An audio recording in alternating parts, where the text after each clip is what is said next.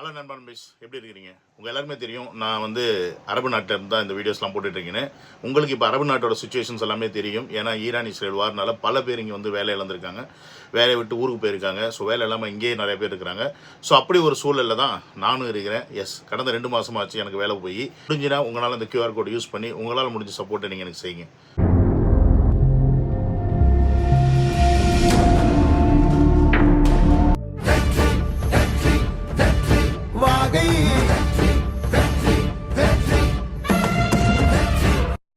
Hello மக்களே, நண்பா please welcome to Vijay stock and welcome to another video. பல வருடங்களுக்கு பிறகு திருநெல்வேலி மண்ணில் கால் பதித்த தளபதி. இன்றைக்கி தளபதியோட ஸ்பீச் எப்படி இருந்துச்சு அப்படின்றத நீங்கள் கமெண்ட்ஸில் போடுங்க. நான் எப்படி இருந்துச்சுன்னு இந்த வீடியோவில் வந்து இப்போ எக்ஸ்பிளைன் பண்ணுறேன். எனக்கு எப்படி பிடிச்சிருந்துச்சு அப்படின்னு.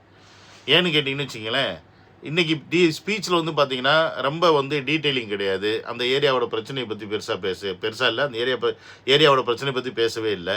அதுக்கப்புறம் பார்த்தீங்கன்னா வந்து ஏதாவது வாக்குறுதிகள், அதாவது மேனிஃபெஸ்டோ ஏதாவது படிப்பாரான்னு பார்த்தேன், அதுவும் கிடையாது. ஸோ இப்படி எதுவுமே இல்லை. ஆனால் இன்றைக்கி தான் மிக சிறப்பாக வந்து தளபதி பேசியிருக்கார் அப்படின்னு சொன்னால் நீங்கள் நம்புவீங்களா? எஸ், அதுதான் என்னுடைய பாயிண்ட் ஆஃப் வியூ. அது என்ன ஏதுன்றதை நான் உங்கள்கிட்ட விளக்குறேன். அது போக இன்றைக்கி தளபதிக்கான வரவேற்பாக இருக்கட்டும், இல்லை தளபதி வந்துக்கிட்டு இருக்கும்போது நடந்த சம்பவங்களாக இருக்கட்டும், இப்படி ஏகப்பட்ட விஷயங்கள் இருக்குது. எல்லாத்தையும் உண்மை ஒன்று நம்ம அந்த வீடியோவில் பார்ப்போம். எத்தனை சோதனைகள், எத்தனை வேதனைகள் நீங்கள் கொடுத்தாலும் இந்த திமுகனாலேயோ இல்லை இந்த பாஜகனாலேயோ இல்லை இந்த மற்ற பலர்னாலேயோ இல்லை எந்த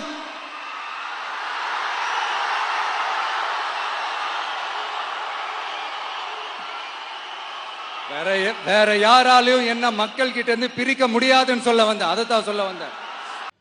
இப்போ தளபதி கோவத்தோட ஒரு விஷயம் சொன்னார்ல, எந்த கும்பனாலையும், அது ஆக்சுவலி அந்த கும்பம் இல்லைன்னா வேற ஒரு வார்த்தையை போட்டிருக்கணும் அப்படின்ற அந்த நிறுத்தி சொல்கிறாருல்ல, இந்த உங்களால் பிரிக்க முடியாது, எனக்கும் மக்களுக்குமான உறவை பிரிக்க முடியாது அப்படின்றத, அதை தான் இன்றைக்கி ஃபுல் ஸ்பீச்சில் அவர் கொடுத்துருந்தாரு அப்படின்றத நான் சொல்லுவேன்.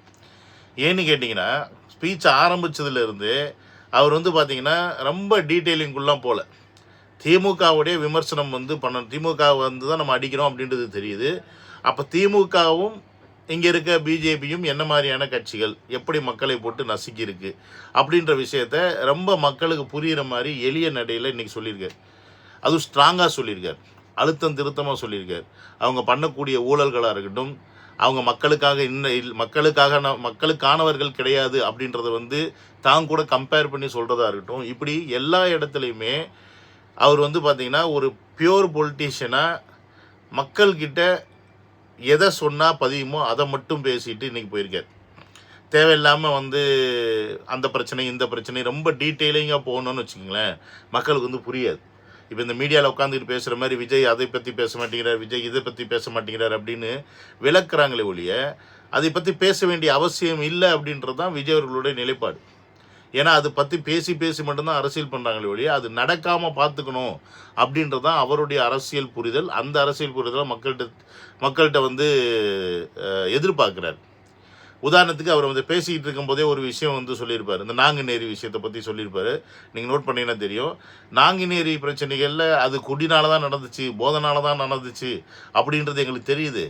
ஆனால் அதை ஏன் நாங்கள் தடுக்கலை அப்படின்னு தான் கேட்குறேன். அதை ஏன் நடக்கிற அளவுக்கு நீங்கள் விட்டீங்க, அப்படி என்ன நீங்கள் அரசாங்கம் பண்ணுறீங்க, என்ன நீங்கள் அப்படியே ஆட்சி அமைச்சிக்கிட்டு இருக்கீங்க அப்படின்றது தான் இங்கே கேள்வி. அதாவது என்ன அவர் சொல்ல வர்றார், மக்கள்கிட்ட என்ன சொல்ல வர்றாருன்னா, வெறும்னே பேசுகிற அரசியல்வாதியை நம்பாத, அதே மாதிரி காசு கொடுக்குற அரசியல்வாதியை நம்பாத. உன்னுடைய பிரச்சனை, உனக்கு ஒரு பிரச்சனை வர்றதுக்கு முன்னாடியே அந்த பிரச்சனையை வராமல் பாதுகாக்கிறது தான் ஒரு அரசாங்கத்தோட கடமை, ஒரு அரசியல்வாதி கடமை அப்படின்றத தான் இவர் வந்து புரிய வச்சிருக்காரு இன்னைக்கு ஸ்பீச்சில். நம்மளை சுற்றி இருக்கிறவங்கள வச்சு, அதாவது இத்தனை வருஷமா வெயிட் பண்ணி இப்போ எலெக்ஷனுக்கு 30 நாளைக்கு முன்னாடி கரெக்டா அந்த டைம் பார்த்து ஒரு அவதூறு பரப்ப வேண்டியது, அது என்னன்னு உங்களுக்கே தெரியும். அதுவும் மக்கள் கிட்ட எடுபடலை. அதுக்கப்புறமா இந்த ஒரு விஷயம் அவதூறு, அவர் மேலே போடாத அவதூறு கிடையாது. அதை வந்து அவரே வந்து இன்னைக்கு தான் வந்து ஃபுல்லாக என்னென்ன அவதூறுலாம் அவர் மேலே போட்டாங்களோ அன்டில் இந்த லாஸ்ட்டு அவருடைய பர்சனல் லைஃப் வரைக்கும் தொட்டாங்களோ அது வரைக்கும் இன்றைக்கி வந்து அவர் வந்து பேசியிருக்கார்.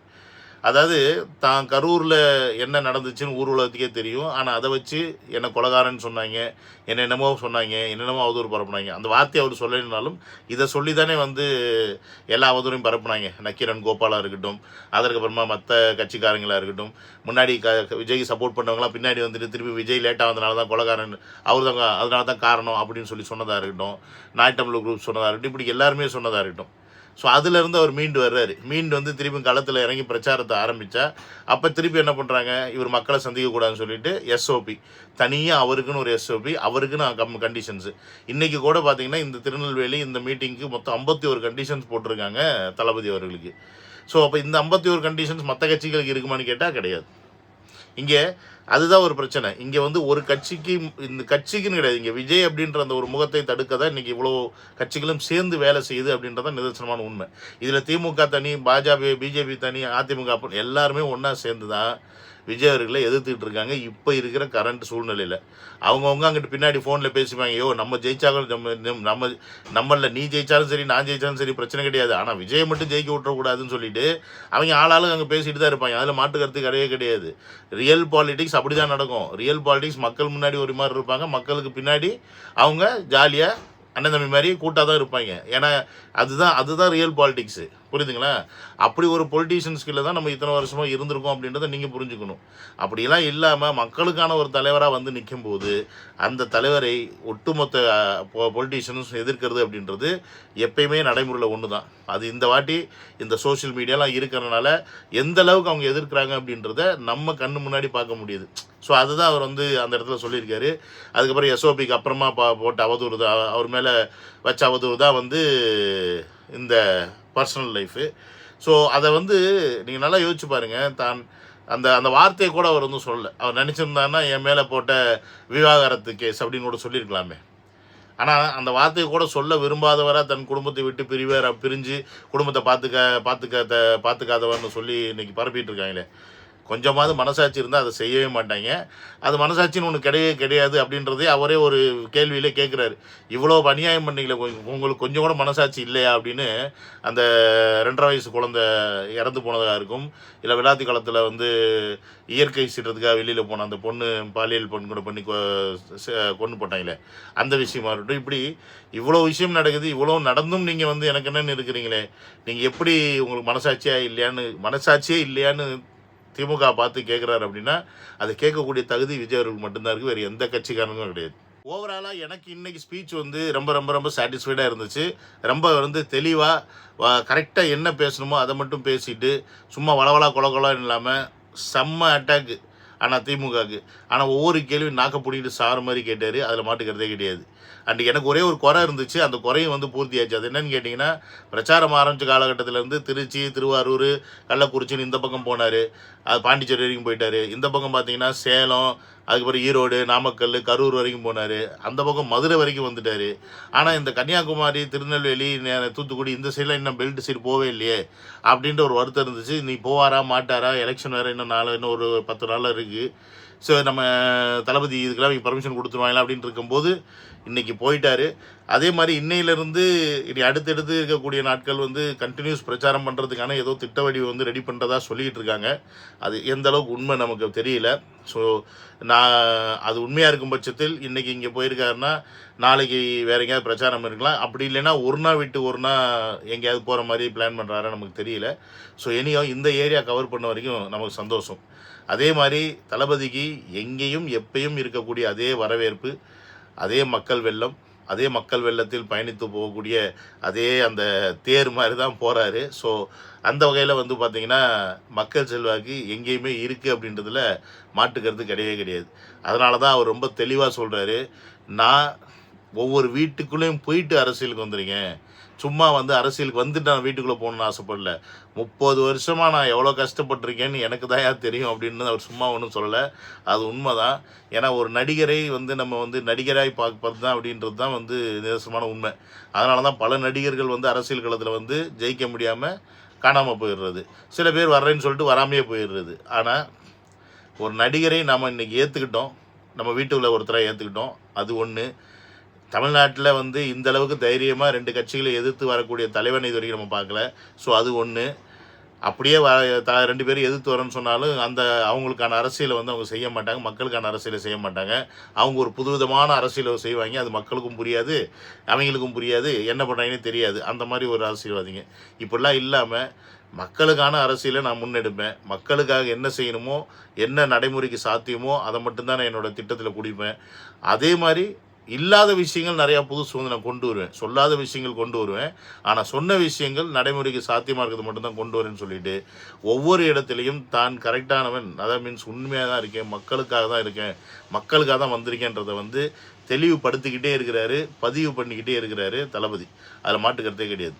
பல பேர் வந்து கேட்குறாங்க, சும்மா நான் உச்சத்தை விட்டு வந்தேன்னு சொல்கிறாங்க, ஏன் எப்போ பார்த்தாலும் சொல்லிகிட்டே இருக்காரு, யார் வர சொன்னா அப்படின்ற மாதிரிலாம் சில பேர்லாம் கேட்பாங்க. சில பேர் நம்ம பசங்கள்லேயே கூட அப்படி யாராவது நினைக்கலாம், மேபி என்னப்பா இவர் ஆகுனா அதை ஒன்று சொல்லிக்கிறாரு. அப்புறம் வழக்கம் போல் இன்றைக்கி நிறைய பேர் பின்னாடி பைக்கில் வந்துட்டு இருந்தீங்க, ஏகப்பட்ட இடத்துல ஆக்சிடென்ட் ஆகிடுச்சு, கீழே விழுந்திருக்கீங்க. இப்போ ஒரு நியூஸ்காரனை எடுத்து நம்ம அதை வந்து போடுறாங்க அப்படின்னா உடனே நம்ம நியூஸ்காரனை வந்து குறை சொல்லி கிடையாது, பிரயோஜனம் கிடையாது. அது சன் டிவிக்காரனாக இருந்தாலும் சரி, எந்த சேனலுக்காரனாக இருந்தாலும் சரி, அவன் வந்து தப்பான விஷயத்த சொன்னால் நம்ம அவனை கண்டிக்கலாம். உண்மையை அவன் சொல்லும் போது, உண்மையை நடக்கிறத காட்டும் போது நம்ம அவனை கண்டிக்க வேண்டிய அவசியமே கிடையாது.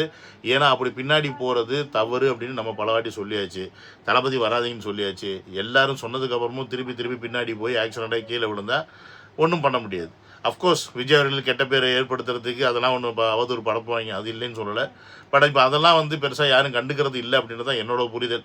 எல்லாம் யாமப்பா என்ன சொன்னாலும் வரதான் வருவாங்க, அதனால் நம்ம பண்ணிட்டு போகிறாங்க அப்படின்றது மாதிரி விட்டுறது வேண்டிதான். ஸோ நம்ம என்ன பண்ணணும்னா முதல்ல நம்ம திருந்தணும், அப்போ தான் அடுத்தவங்க நம்ம வந்து குறை சொல்ல முடியும் அப்படின்றத நம்ம புரிஞ்சுக்கணும். ஸோ இந்த விஷயத்தில் நீங்கள் திருப்பி அதே தப்பு பண்ணுறது, அது தமிழக வெற்றி கழகத்துக்காக இருந்தாலும் சரி, தளபதி விஜய்க்காக இருந்தாலும் சரி தான் கெட்ட பேருன்றது நீங்கள் புரிஞ்சுக்கிட்டீங்க அப்படின்னா அட்லீஸ்ட் மாறுவீங்க.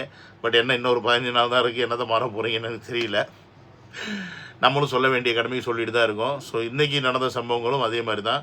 என்னை பொறுத்த வரைக்கும் அப்படிலாம் பின்னாடி போய் கீழே விழுந்து கைகால் உடஞ்சி அப்படின்னா நான் ஃபீலே பண்ண மாட்டேன், சந்தோஷம் தான் படுவேன். யாரா உன்னை போக சொன்னாங்க? ஏன்னா அவருக்கு தெளிவாக சொல்கிறாரு பின்னாடி வராதிங்கன்னு, பிரச்சார மேடையில் வந்து பாருங்கள் அப்படின்ட்டாரு. அப்படி இல்லைன்னா கரெக்டாக ஒரு ஊரில் எந்த கூடும்போது மக்கள் கூடி நிற்கிற போது அந்த இடத்துல நின்று பாருங்கள். பின்னாடியே நூல் பிடிச்ச மாதிரி போய்கிட்டு இருந்தீங்க அப்படின்னா லைட்டாக தட்டினா கிலோ தான் செய்வேன் ஆளாளுக்கு. அப்படியே வர்றவங்க கொஞ்சம் கேப் விட்டு வந்தாலும் பரவாயில்ல, அப்படியே ஒட்டிக்கிட்டே வரீங்க எல்லாம். அப்புறம் அப்படி தான் இருக்கும். இதில் பாதி பேர் ஹெல்மெட் போடாமல் வரீங்க. அதனால் கேட்டு போங்க அப்படின்னு சொல்லிட்டு இந்த வீடியோ முடிச்சுக்கிறேன். சிவா நடந்த video. Love you all, take care, by.